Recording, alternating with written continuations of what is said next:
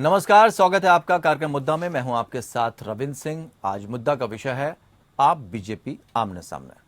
दरअसल आबकारी नीति मामले में भारतीय जनता पार्टी केजरीवाल सरकार को हर मोर्चे पर घेरने की कोशिश कर रही है। वहीं उप मुख्यमंत्री मनीष सिसोदिया ने उनके घर पर पड़े सीबीआई के छापे को लेकर बीजेपी को घेरा और आरोप लगाया कि सीबीआई को छापेमारी में कुछ नहीं मिला। बीजेपी जांच एजेंसियों का दुरुपयोग कर दूसरे दलों को तंग करने का काम करती है और लोकतंत्र की हत्या करने का काम करती है। यह लड़ाई अब आमने सामने की हो चुकी है। भाजपा विधायकों ने मंगलवार को दिल्ली विधानसभा में अपना विरोध प्रदर्शन रोकने का फैसला किया, लेकिन कहा कि वे सड़कों पर उतरेंगे और आप सरकार के कथित भ्रष्टाचार के खिलाफ अपना आंदोलन जारी रखेंगे।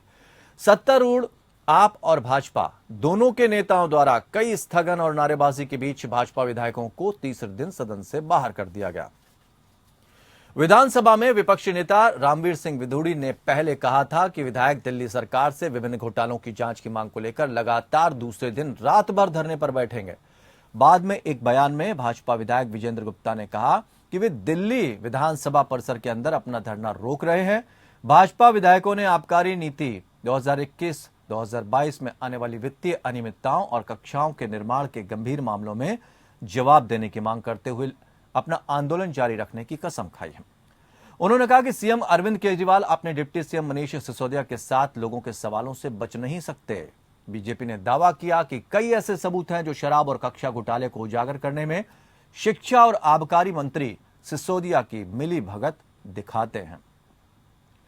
भ्रष्टाचार के आरोपों को लेकर दोनों दलों के बीच चल रही जुबानी जंग के बीच सोमवार को आम आदमी पार्टी और भाजपा दोनों के विधायकों ने विधानसभा परिसर में रात भर धरना दिया। वहीं दूसरी तरफ आप विधायक दिल्ली एलजी वीके सक्सेना के खिलाफ इस्तीफे की मांग कर रहे हैं, जबकि भाजपा विधायक भ्रष्टाचार के कथित आरोपों को लेकर मंत्रियों सत्येंद्र जैन और सिसोदिया को बर्खास्त करने की मांग कर रहे हैं। आपने सक्सेना पर 2016 में खादी और ग्रामोद्योग आयोग के अध्यक्ष के रूप में अपने कार्यकाल के दौरान अपने 2 अधीनस्थों पर 1400 करोड़ रुपए के पुराने नोटों को बदलने के लिए दबाव डालने का आरोप लगाया। आपको बता दें कि शुक्रवार और सोमवार को डिप्टी स्पीकर राखी बिरला ने बीजेपी विधायकों को बाहर का रास्ता दिखा दिया था। वहीं मंगलवार के सत्र को कई बार स्थगित किया गया और दोपहर 2 बजे के आसपास सत्र फिर से शुरू हुआ, जिसके दौरान सिसोदिया ने सदन को संबोधित किया। सिसोदिया ने भाजपा को बच्चा चोर पार्टी के रूप में संबोधित किया। जाहिर तौर पर एक कथित बाल अपहरण मामले में एक भाजपा पार्षद की गिरफ्तारी का जिक्र किया। उन्होंने कहा कि पार्टी के सदस्य शराब और शिक्षा घोटालों पर चर्चा की मांग कर रहे थे, लेकिन डिप्टी स्पीकर ने न केवल उनकी मांगों को नजरअंदाज किया बल्कि उन्हें सदन से बाहर कर दिया। उन्होंने कहा बीजेपी सदस्यों ने सदन में शराब घोटाले और शिक्षा घोटाले पर चर्चा के लिए नोटिस दिया था। हजारों करोड़ के शराब घोटाले पर सरकार की ओर से अभी तक कोई स्पष्टीकरण नहीं आया। बीजेपी ने आरोप लगाया कि दिल्ली सरकार ने सीवीसी की रिपोर्ट को 2.5 साल तक ठंडे बस्ते में रखा, जबकि इसमें साफ तौर पर कक्षाओं के निर्माण में घोटाले की बात कही गई थी। केजरीवाल सरकार इन दोनों मुद्दों पर चर्चा से भाग रही है। सत्तारूढ़ दल के विधायक सदन के वेल में हंगामा करते रहे, लेकिन यह दुर्भाग्यपूर्ण है कि भाजपा सदस्यों को उनकी आवाज दबाने के लिए बाहर कर दिया गया। केजरीवाल सरकार के पास इन आरोपों का कोई जवाब नहीं है, इसलिए वे सदन में भी विपक्ष को बर्दाश्त नहीं कर रहे हैं। विधूड़ी ने कहा कि वे पहले ही राष्ट्रपति द्रौपदी मुर्मू को दिल्ली विधानसभा में उनकी आवाजों का गला घोटने पर पत्र लिख चुके हैं और उनसे मिलने का समय मांगा है। उधर मुख्यमंत्री अरविंद केजरीवाल, उनके डिप्टी सीएम मनीष सिसोदिया और अन्य आप नेताओं ने हाल ही में दावा किया था कि उनके विधायकों को भाजपा में शामिल होने के लिए 20 करोड़ रुपए की पेशकश की गई थी। उधर आरोपों को दुर्भावनापूर्ण, झूठा और भ्रामक बताते हुए भाजपा के लोकसभा सांसदों ने आरोप लगाया कि ये दिल्ली सरकार के शराब घोटाले से ध्यान हटाने की कोशिश थी। वहीं आप नेता आतिशी सिंह ने पलटवार करते हुए कहा कि हॉर्स ट्रेडिंग के लिए इतना पैसा आखिर भाजपा के पास कहां से आता है, इसकी जांच जरूर होनी चाहिए। उनका इशारा ऑपरेशन लोटस को लेकर है। आइए सुनते हैं दोनों दलों के नेताओं के स्टेटमेंट और उसके बाद चर्चा को आगे बढ़ाते हैं। तो दिल्ली में लोकतंत्र की जड़ों पे बहुत बड़ी चोट पहुंच रही है।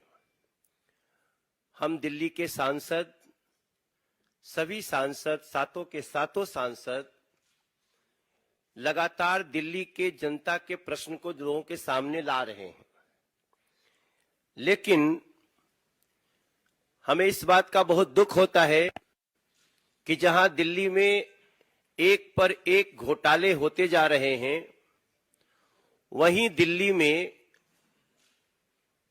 जिनका नाम कहीं महाठग है, महाझूठे हैं, अपनी बातों से लगातार पलटने वाले लोग, ऐसे अरविंद केजरीवाल गैंग कभी भी दिल्ली की जनता के प्रश्न पे जवाब देने को तैयार नहीं। भारतीय जनता पार्टी दिल्ली में भी सरकार गिराने का यही ऑपरेशन लोटस का फॉर्मूला अपनाने की कोशिश कर रही है। जिस तरह से पहले सीबीआई के झूठे केस होते हैं, फिर दिल्ली के उप मुख्यमंत्री मनीष सिसोदिया जी को धमकाया जाता है और फिर मुख्यमंत्री बनने का ऑफर दिया जाता है। आम आदमी पार्टी के विधायकों को 20-20 करोड़ का ऑफर होता है कि तुम आम आदमी पार्टी छोड़कर भारतीय जनता पार्टी में आ जाओ, तुम्हें हम 20 करोड़ रुपया देंगे। आरोप प्रत्यारोप का दौर लगातार जारी है। कोई किसी से कमतर अपने आप को दिखाना नहीं चाहता। कोई कह रहा है जांच ठंडे बस्ते में है, कोई ये कह रहा है कि आबकारी नीति पर बात साफ होनी चाहिए। दोनों खास मेहमान हमारे साथ जुड़े हुए हैं, विजय खैरा प्रवक्ता भारतीय जनता पार्टी और रमेश श्रीवास्तव प्रवक्ता आम आदमी पार्टी। आप दोनों मेहमानों का बहुत बहुत स्वागत है। रमेश जी, अब तो सदन की लड़ाई सड़कों पर आ गई, आप घिरे हैं, जवाब नहीं दे रहे हैं, भारतीय जनता पार्टी करें, जवाब तो दीजिए कम से कम।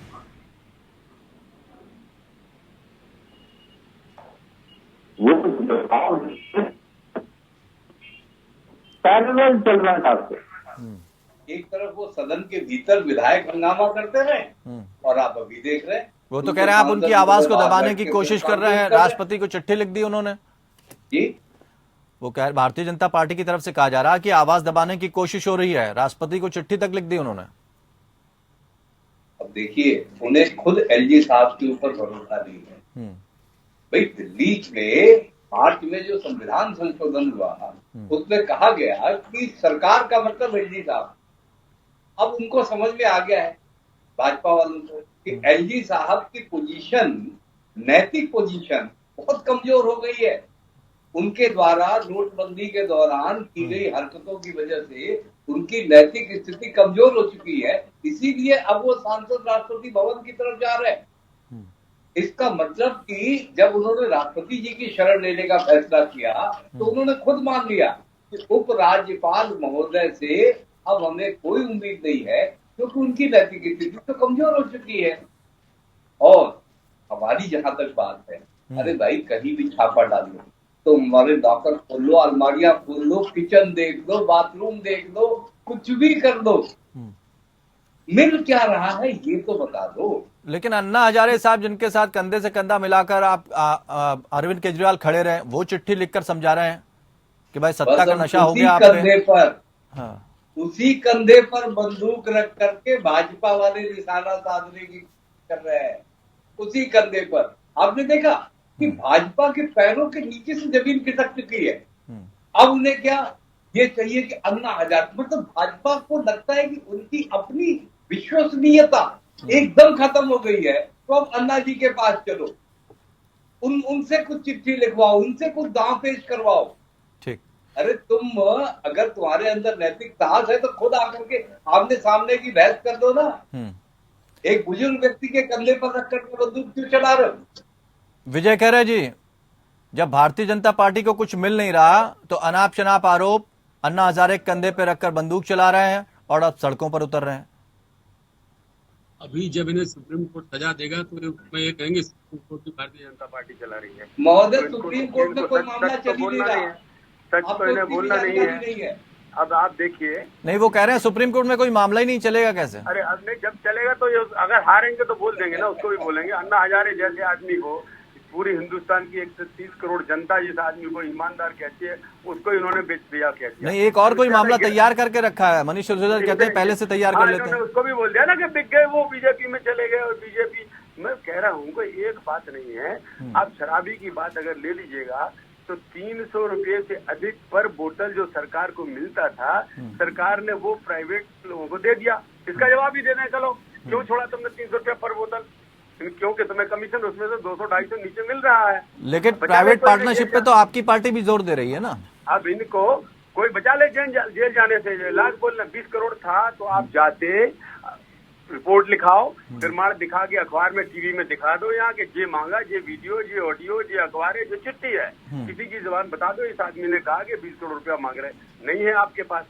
आपको झूठ का पुलिंदा, आप माने झूठ का पुलिंदा शायद विश्व में ऐसी कोई पार्टी हो ऊपर से नीचे तक जिसका हर नेता झूठ सीखना है, और झूठ की ट्रेनिंग केजरीवाल के यहाँ मिलती है। अच्छा, यही बात महाराष्ट्र में भी कही गई थी जी, यही बात महाराष्ट्र की सरकार में भी कही गई थी कि बीजेपी खरीद फरोख्त कर रही है। यही अभी जेएमएम वाले भी कह रहे हैं बीजेपी खरीद फरोख्त कर रही है। यही बात टीएमसी भी कह रही है। हम तो अभी आपको प्रमाण के तौर पे बता रहे हैं ना। अगर किसी आदमी ने, किसी नेता ने आपसे कहा है तो कोई तो प्रमाण होगा, कोई तो कभी बोला होगा, किसी कोई चीज तो होगी जो तुमसे चर्चा हुई, कुछ हुआ, तुम्हें बुलाया गया, कहीं किसने बात कर ली।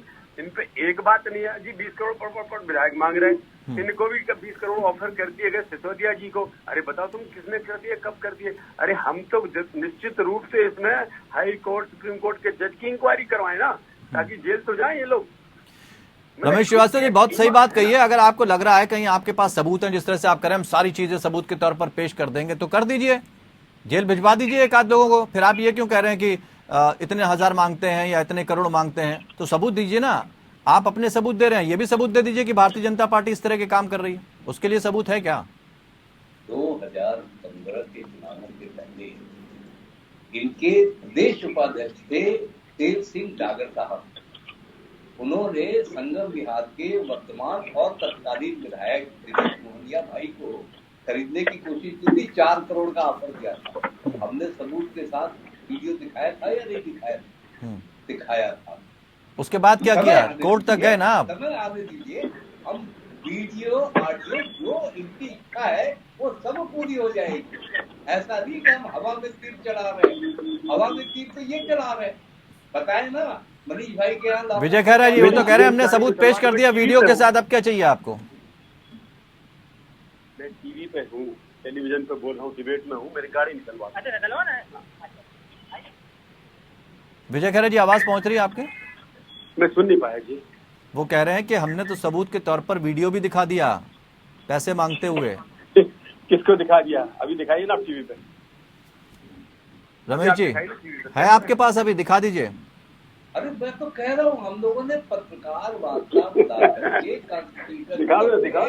शेर सिंह डागर जी का स्टिंग ऑपरेशन, ये विजय खैरा जी फोटो से तो लग रहा है बहुत सीनियर आदमी है।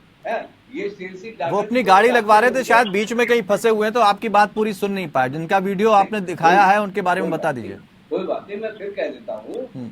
ये विजय साहब को शेर सिंह डागर साहब की तो याद होगी ना, दोनों लोगों ने शायद साथ में काम किया होगा। उनकी भी उम्र बहुत ज्यादा दिख रही है, तो शेर सिंह डागर जी का तो नाम याद होगा ना। और ये वो पार्टी है साहब जिसके राष्ट्रीय अध्यक्ष बंगालू लक्ष्मण जी कैमरे पर 1 करोड़ लेते हुए रंगे हाथ दिखाए गए थे पूरे देश के सामने। तो विजय खैरा जी का रिकॉर्ड इस मामले में दागदार है। विजय खैरा जी चलिए एक ब्रेक का वक्त है, ब्रेक के बाद जवाब लेंगे हम। एक ब्रेक का वक्त है इस समय, एक ब्रेक हम ले लेते हैं। लेकिन यहां पर पहले तो कहा जाता कि एक हम्माम में सब एक जैसे हैं। आरोप प्रत्यारोप का दौर जारी है। मनीष सिसोदिया कह रहे हैं कि कुछ मिला नहीं, और यहां पर विजय खैरा जी कह रहे हैं कि हम जब मामला एससी में पहुंचेगा तो जेल जाने के लिए तैयार हैं। विजय खैरा जी जवाब चाहेंगे आपसे। और दूसरी तरफ एक बात और, एक आरोप और लगा था, क्योंकि हमेशा ये लगता रहा है कि विपक्षी दलों पर तो बड़ी तेज कार्रवाई होती है, लेकिन आपके नेता अगर किसी घोटाले में शामिल हैं तो ठंडे बस्ते में डाल दिया जाता है पूरी जांच। यहां पर आपको बताना चाहेंगे कि मनीष सिसोदिया ने आरोप लगाया था टोल टैक्स घोटाले को लेकर, उस पर कोई बात अब तक हुई नहीं। टोल टैक्स घोटाले को लेकर या किसी घोटाले को लेकर आप प्रमाण लेके आइए, हम नहीं सुनते आपकी बात। आप अदालत पे केस रजिस्टर्ड करा दीजिए, अदालत ऑर्डर कर देती है। लेकिन ये जानते हैं सब झूठे दस्तावेज तैयार करते हैं। झूठा डिग्री में एक इनका मिनिस्टर पकड़ा गया था और केजरीवाल जी उसको बचाते रहे बराबर कि नहीं नहीं सही है डिग्री। बाद में बुंदेलखंड यूनिवर्सिटी की डुप्लीकेट डिग्री बनाई थी उसने और उस विधायक को जाना पड़ा। दूसरी बार अभी सत्येंद्र जैन मंत्री इनके सामने है, भीतर है, जमानत नहीं होती। इतनी प्रमेय फिसाई की बात नहीं है। प्रमाणिक तौर पर अदालत इस बात से कन्विंस हो चुकी है कि ये केस चलना चाहिए और इनकी जमानत होती नहीं है। अब कभी ना कभी तो चिदम्बरम साहब की भी हो गई थी, इनकी भी हो जाएगी। लेकिन फिलहाल तो कोर्ट नहीं जमानत दे रही और इसमें समझ में आना चाहिए कि आपके मंत्रियों की क्या दशा है। हर एक को आप बचाते जाते हैं। आपके सामने प्रमाणित तौर पर आ गया है कि 300 रुपया प्रति बोतल बचता था सरकार को, जो एक्साइज वो तुमने छोड़ दिया, अपना कर लिया मार्जिन 810 रुपया और प्राइवेट का कर दिया 300 रुपया, और उसी को बेचने के भी अधिकार दे दिया। अरे यार, जेल जाने से कौन बचा सकता तुम्हें? दुनिया की कोई ताकत नहीं बचा पाएगी तुम्हें, जो मर्जी कर लो, क्योंकि सामने दिख रही ना बेईमानी। और हजारे जी ने कुछ बोला तो उन्हीं के खिलाफ बोलने लग गए।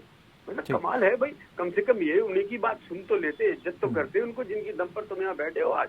अब वो आदमी ईमानदार है, तुम बेईमान हो गए हो और तुम उसी को गलत कहने लग गए आज। जब भी कुछ रमेश जी, अन्ना हजारे की चिट्ठी को लेकर जिस तरह की बात कह रहे हैं कि बीजेपी कंधे पर रखकर बंदूक चला रही है, आपसे कुछ सवालों के जवाब भारतीय जनता पार्टी ने मांगे, शिक्षा नीति को लेकर मांगे। उन्होंने कहा 3 लाख एडमिशन कम क्यों हुए, दिल्ली टॉप 10 से बाहर क्यों हुई, इसके साथ आपकी विदेश जो आपकी विश्व स्तरीय शिक्षा जो है, मनोज तिवारी ने कहा विश्व स्तरीय शिक्षा जो ले रही थी छात्रा, उसके ऊपर पंखा गिर गया। इतने सारे आरोप, जवाब दीजिए। अच्छा, और ये मिड डे मील में नमक और रोटी खिलाते रहे और दुनिया इनकी तारीफ करती है। आज ही बेंगलोर से एक व्यक्ति की खबर छपी है, एक अखबार में भी छपी है और एक चैनल में भी छपी है कि हॉस्पिटल का लाइसेंस लेने के लिए 18 करोड़ नहीं, अब आप सवाल से भाग गए। नहीं, मैं बिल्कुल सीधे आ। उन्होंने कहा एडमिशन कम क्यों हुए, छात्रा पर पंखा गिर गया। जी, मैं बिल्कुल सीधे आ रहा हूँ। एडमिशन कम नहीं हुए, बल्कि एडमिशन ज्यादा हुए। पहले क्या था कि पहले जिन स्कूलों में चाहे भवन किसी भी हालत में थे, सिर्फ और सिर्फ एडमिशन किया जाता था, बच्चों की सुरक्षा का ध्यान नहीं रखा जाता। वो विद्यालय जहाँ के हमने कमरे बनाने का फैसला किया, उनमें कुछ दिनों के लिए शिक्षा जो एडमिशन वाली शिक्षा थी उस पर फर्दर थोड़ा सा रिस्ट्रेंट करने का फैसला किया गया, जिसकी वजह से कमरे बन जाए और बच्चों को डिस्टर्बेंस ना हो किसी तरह का उनकी पढ़ाई में। और तो शराब की बोतल को लेकर जो वो कह रहे हैं कि जो पैसे जाने चाहिए थे सरकार के खाते में, वो अपनी जेब में डाल लिए। देखिए, इसका जवाब तो दे ही नहीं सकते वो। नहीं साहब, विजय जी, हमने इस देश से मोहब्बत की है, हमें जो भी सवाल पूछे जाएंगे हम उसका जवाब देंगे, अच्छी तरह जवाब देंगे। आप सुन ले, उसका भी जवाब सुन ले। जहां तक शराब नीति की बात है, शराब नीति पर जो इनकी भी आलोचना है, जो भी इनकी आलोचना है, वो सब हवा हवाई है, अनुमानों पर आधारित है कि ऐसा किया गया होता तो वैसा होता। ये वो वाले सवाल है। इसीलिए तो नहीं, तो जहां धुआं उठता आग तो वहां होती है ना सर। हाँ जी, जहां धुआं उठता है आग तो वहां होती है। यही कोशिश कर रहे हैं कि किसी तरह से आग लगा दी जाए, किसी तरह से धुआं उठ जाए। वास्तव में आग इनकी गुजरात में लगी हुई है, धुआं वहां उठ रहा है और उस धुएं में इनको धुंधला दिखने लगा है। अब उनको लगने लगा है कि इस धुएं के पार जो सत्ता इनके हाथ में थी वो अब नहीं रह पाएगी। विजय कह रहा जी, संकट के बादल गुजरात के चुनाव पर मंडराने लगे हैं। भारतीय जनता पार्टी को दिल्ली में कुछ मिल नहीं रहा है, इसलिए परेशान करने की कोशिश, ताकि वहां पर ठीक तरह से प्रचार प्रसार ना कर पाए आम आदमी पार्टी। देखिए, ऐसा है, ये खाली घबराहट हो रही है क्या सब जगह किसको? अरे हमको काहे की घबराहट है? नहीं, पंजाब में नहीं जा पाए, कांग्रेस गई, उसका फायदा नहीं उठा पाए। वहां के जो सीएम थे आपकी सरकार में कंधे से कंधा मिलाकर चल रहे थे, कुछ नहीं मिला। इनको ये गलत फहमी है और झूठ भी है। पंजाब में हमारा कुछ भी स्टेट पे ना पहले था ना अभी है। हमारा कुछ नहीं था कभी भी। इनका जहाँ कुछ नहीं था वो सब जगह चक्कर लगाए, गोवा हो जाए, उत्तर प्रदेश हो जाए, उत्तराखंड हो, सब जगह जमानत जब्त करा करू के 0.5% वोट लेके भाग लिए। अकेले पंजाब में वो तो कह रहे हैं गुजरात में इस बार डंके की चोट पे सत्ता बनाएंगे, सत्ता में आएंगे या फिर अच्छी सीटें लाएंगे। पहले ना अभी था ना, हमने बोला कभी कि हम बनाएंगे सरकार। एक बार भी कभी किसी ने कहा हम सरकार बनाएंगे, अब बता दीजिएगा मुझे। पंजाब में हमें मालूम था हमारा स्टेट क्या है, सबको मालूम है। हमने कृषि बिल के ऊपर हमने बिल बनाया, पंजाब के किसानों को पसंद नहीं था, तो हमको तो मालूम था कि नाराजगी अभी उनकी है। दूसरी, हमने उनको भी छोड़ दिया था जो हमारे साथी थे अकाली दल वाले। तो वहाँ पहले भी हमारे, जब हम साथ लड़े तब भी हमारे पास कुछ खास नहीं था। हमने कुछ नहीं खोया, हमने तो पाया ही पाया है सब जगह। और अभी भी जनता में। तो अभी क्या स्टेप रहेगा अगला भारतीय जनता पार्टी का? किसको जेल भिजवाना है?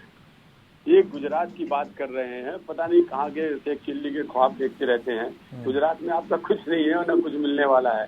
2-4-10 सीटें तो हमेशा नाराज विधायक होते हैं, लोकप्रिय होते हैं, किसी पार्टी से जीत जाते हैं। आपके यहाँ भी 1-2-4 जीत जाएंगे। रमेश जी, शेख चिल्ली के ख्वाब मत देखिए, आम आदमी पार्टी शेख चिल्ली के ख्वाब देख रही है। या तो सिसोदिया जी जवाब दें, भारतीय जनता पार्टी को टक्कर दे नहीं पाएंगे। मेरी बात सुनिए, बस एक लाइन सुन लीजिए, नहीं तो आप, मैं जो आज आपसे कह रहा हूँ, आप महीने 15 दिन में वो बात देख लेना, केजरीवाल जी सिसोदिया को जेल भिजा के अलग हो जाएंगे। साहब हमें पता ही नहीं था ये हो गया। जैसे सोनिया गांधी हट गई मोतीलाल वोरा का नाम लेके, ये भी यही करेंगे और सिसोदिया चले जाएंगे जेल में और उनको छोड़ देंगे, बाद में डिसोन कर देंगे। आप देख लीजिएगा, अभी कह रहा हूँ। पहले से सारी भूमिका समझ रखी खेरा साहब आपने, भूमिका बना दिखाई दे रहा, मुझे प्रवक्ता छोड़ दीजिए। रमेश श्रीवास्तव, सिटीजन दिखाई दे रहा कि क्या शेख चिल्ली के ख्वाब देखना बंद करिए, कहीं सरकार अब आगे नहीं बननी आपकी, और पहले आप अपने लोगों को बचा लीजिए। ये जो विजय साहब ने आशीर्वाद दिया हमें, हाँ, हम उसे सिर झुका के स्वीकार कर रहे हैं। कम से कम इन्होंने इतना तो मान लिया कि 2, 4, 10 सीटें गुजरात में जीत सकते। हाँ, तो मतलब हमारी एंट्री तो हो गई। तो वही वो रमेश खेरा भी इसी बात को कहना चाह रहे हैं कि भारतीय जनता पार्टी सच बोलती है। विजय खेरा जी, ठीक है। अरे ऐसा है, 2-4 नहीं 8 भी हो सकती है। आप कांग्रेस से छुड़ा लेंगे, हमें उसमें क्या फर्क पड़ने वाला है। अच्छा सर, एक मिनट सर, वो कह रहे हैं भारतीय जनता पार्टी झूठ नहीं बोलती। अरविंद केजरीवाल जी पलटू राम दूसरे हैं, वो कह रहे हैं। मनोज तिवारी जी ने तो यही कहा। वो तो है ही है, इसमें क्या। देखिए ऐसा है कि वो मनोज भाई गायक आदमी है, वो गाने बजाने की शैली में बात करते हैं तो करते हैं, उससे हमें फर्क नहीं पड़ता।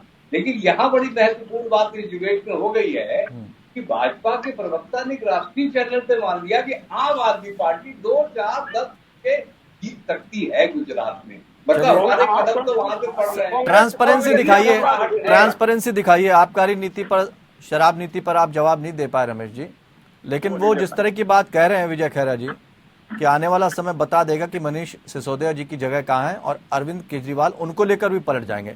खैर, समय की गर्त में है, आने वाले समय में पता लगेगा कि क्या होता है। बहुत बहुत शुक्रिया दोनों खास मेहमानों का हमारे साथ इस चर्चा में शामिल होने के लिए।